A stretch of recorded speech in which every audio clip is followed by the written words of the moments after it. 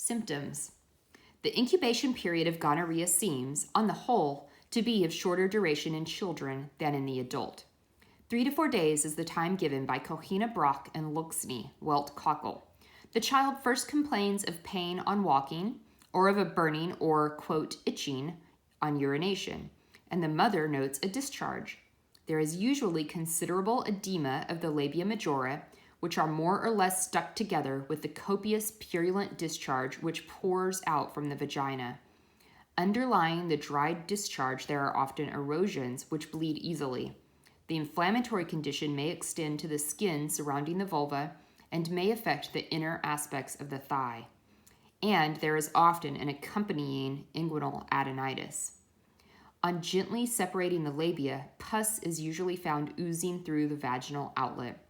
If the pus be wiped away and the child cry or cough, often more pus will be expressed through the opening, showing that the vagina is involved.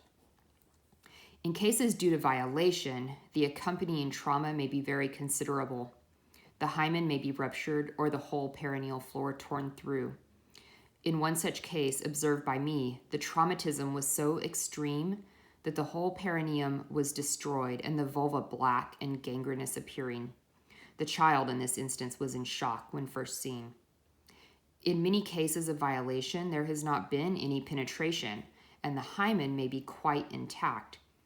Bandler states that by playing a stream of water under mild pressure against the hymen, the delicate fringe-like edge can be examined to see if an injury has been inflicted. By inserting a very small Ferguson speculum, modification by Bandler, or a Kelly speculum number 10, with the child in the knee-chest position, the vagina can be entirely examined and the cervix brought into view and inspected as to discharge.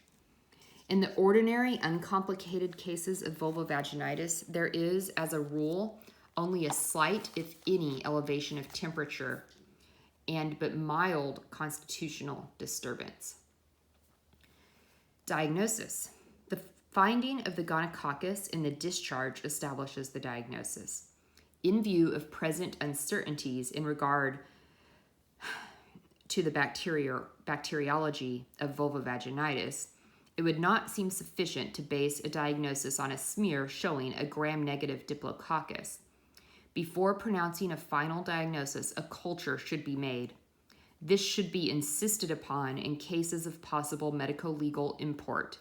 A sufficiently accurate working diagnosis for clinical purposes, however, can be made by the finding of the gram-negative diplococcus in a smear taken from a given case.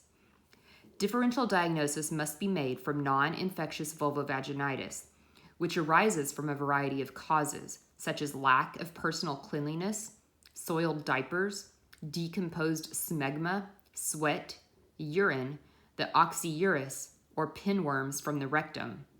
In hot weather, and especially with exercise, these conditions arise more readily.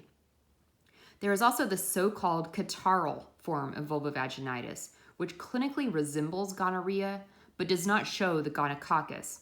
The bacteriology of this other still seems to be obscure.